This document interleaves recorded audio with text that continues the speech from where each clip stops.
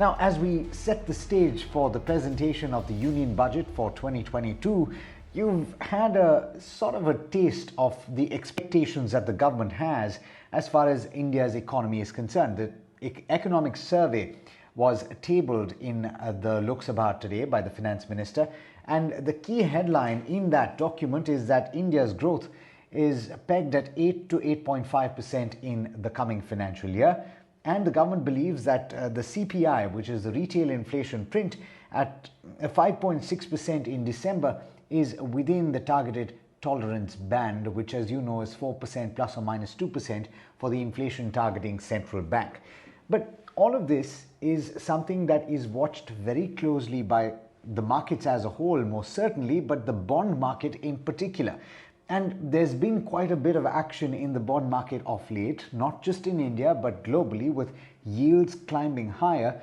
In the Indian equity markets, there's the ongoing tussle seemingly between the central bank and bond market participants, with the bond market participants moving for higher rates. You've had several devolutions of auctions in the past month, and we're going to talk about all of this, the current context and the expectations that the bond market has for Budget 2020 with our guest today. Let me welcome Lakshmi Iyer, the Chief Investment Officer, Debt and Head Products at Kotak Mahindra Asset Management. Thank you so much, as always, Lakshmi, for taking the time.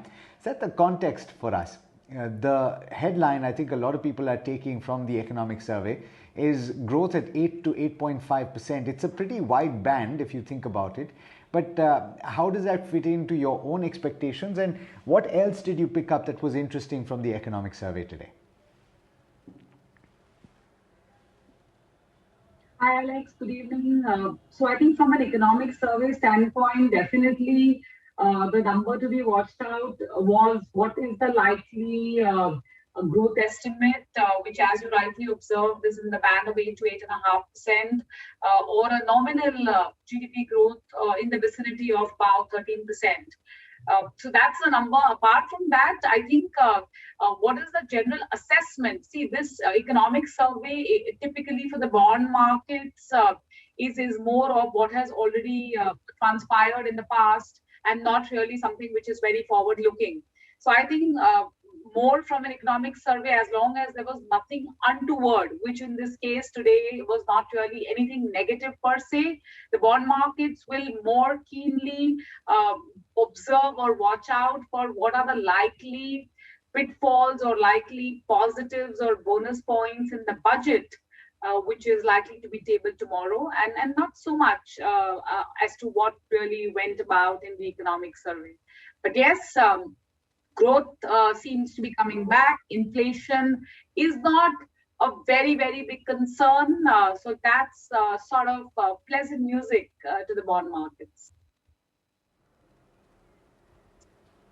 No, certainly, Lakshmi, I take your point entirely. You know what? I want to break this conversation into two parts. One is the factors emanating from the US, which I think a lot of bond markets globally are focusing in on. And then we'll move to the India context, which is, of course, the budget. And I'm sure you'll want to talk about the market borrowing number and all of that. And then we'll go into monetary policy. But first, talking about the Fed, just last week you had the update in terms of the expectation on how much bond hikes are going to take place. Not hikes, or not bonds, sorry, interest rate hikes as far as monetary policy in the US is concerned. And there's also the rollback of the quantitative easing program, which will start in March. What are the implications of that for global bond markets and particularly for us here in India? Clearly, if you look at the way US is progressing, the logic or the modus operandi seems to be moving from QE, which is quantitative easing, to QT, which is quantitative tightening. And how does the Fed achieve that, or how does a central banker achieve that? There was this entire 18 to 20 month phase where you were inducing liquidity into the system by bloating or expanding your balance sheets or doing bond buying programs. And that's what most central bankers were doing, started or led off by the US. Now we are doing the reverse of that, which is basically from injection of steroids, you're actually doing liposuction or quantitative tightening, which means you are reducing the amount of bond buying that you're doing and bring it down to ground zero. Implications very clear. World over, if the liquidity is going to start crunching, investors would want to have more bang for their buck. And we've actually started seeing US yields rising, and pretty much similar sentiments echoed across the region, including India, where we have seen yields back up by almost 40 basis points, and in some cases, even higher across the curve. The good news is that bulk of the negative news as we speak is already discounted into the bond prices, so much so that the Fed fund futures are actually indicating almost 100 basis points of rate hike baked into the current yields, with the first rate hike starting as early as March. So I think that's the mood right now. You will see yields remaining wobbly across the region. Of course, it does not mean that if everything is discounted, the yields will not go up again. But then incrementally, it is going to be ranges, and these ranges will start shifting gradually higher. And from an investor standpoint or a saver standpoint, of course, he or she gets the potential to earn more as interest rates bottom out and official or benchmark rates start rising across the globe. And of course, India is not an exception.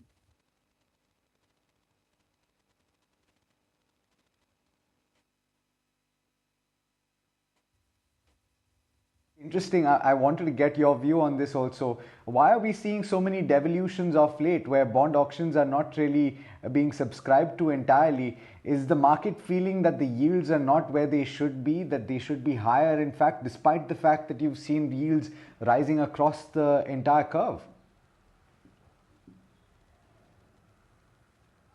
Alex, what happens if you are a sweet lover, but you are served with gulab jamuns over and over again for breakfast, lunch, and dinner?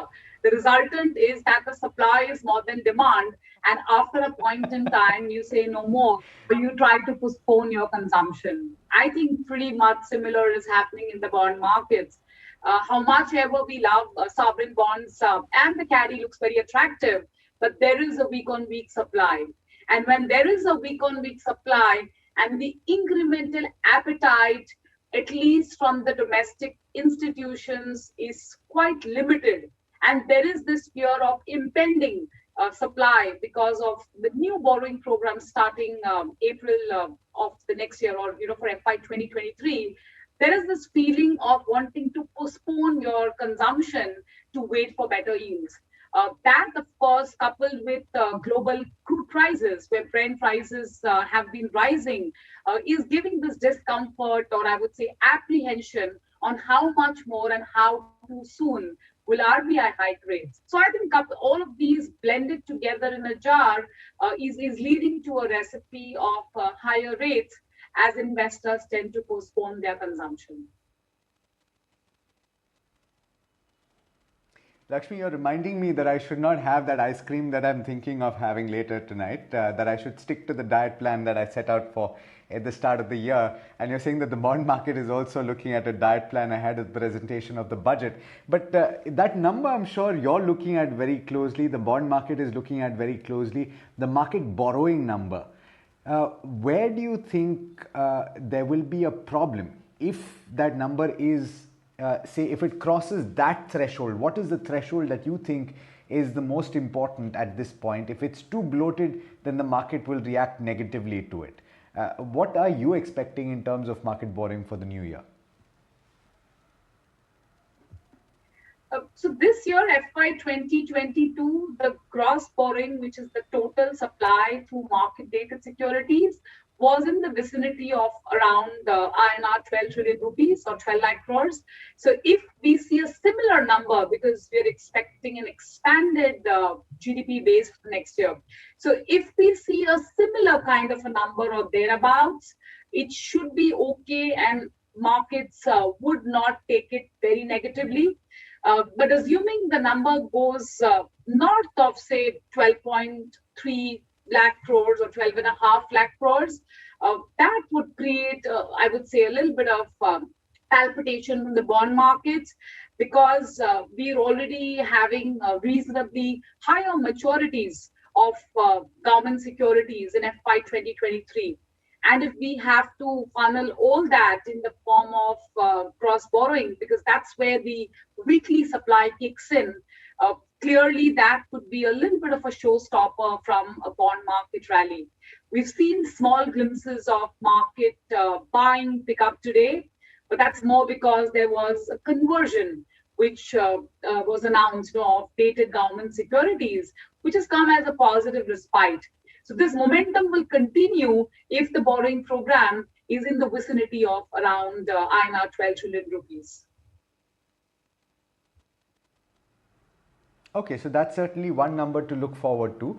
The other big event, and I think to a certain extent people are waiting to digest the budget before they think about what the Monetary Policy Committee will do, Lakshmi, but I think that you've already penned it down on the calendar, so has the entire bond market. 9th of February is the next thing to look at, right? What do you anticipate in terms of this year, or even in the coming several months of the current calendar, in terms of what the central bank could do? Yes, 5.6% is within the tolerance band, but it is still elevated and core has remained sticky. So do you anticipate that there will be several hikes from the central bank here in India? Anything more than one is several. So definitely there would be several rate hikes, but is it likely to be two or more than two? The jury is yet to be out. To our mind, I think there will be a three-pronged approach to policy making.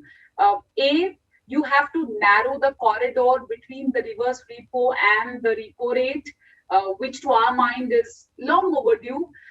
However, a step towards that has already been taken, because the Reserve Bank of India has been conducting the variable rate reverse repo auction, which means that the overnight rate has in any way shifted closer to the repo rate. So I think that's more of a formality which should get plugged in hopefully on Feb 9th. The second is moving from accommodative to neutral. Now one could actually set a glide path towards that or announce it either intra-policy or within, say, by Feb or by April. And then finally, we believe that could be followed by the repo rate hike.